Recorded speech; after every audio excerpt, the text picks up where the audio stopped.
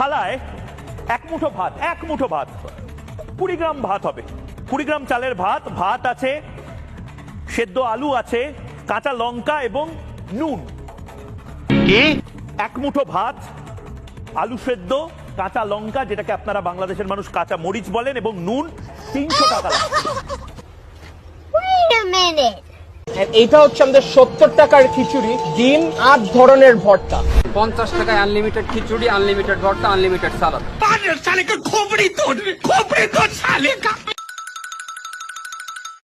বিরিয়ানি 300 টাকার কমে পাওয়া যায় কলকাতা শহরে। বাংলাদেশে 70 টাকায় গরুর মাংসের কাচ্চি। 30 টাকায় বিরিয়ানি বিক্রি করতেছে। একটা সেদ্ধ ডিম, আনলিমিটেড তরকারি, 30 না 40।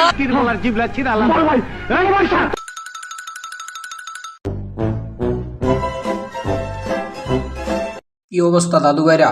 একটি দুর্ঘটনা সারা জীবনের কান্না, আর এই একটি দুর্ঘটনা সারা জীবনের কান্না থেকেই কিছু মাথা নষ্টকর নিউজ চ্যানেলের জন্ম হয়। এই ময়ূক রঞ্জন ঘোষ 24 সালের শেষের থেকে শুধু বলতেছিল বাংলাদেশ নাই, বাংলাদেশ থাকতো না।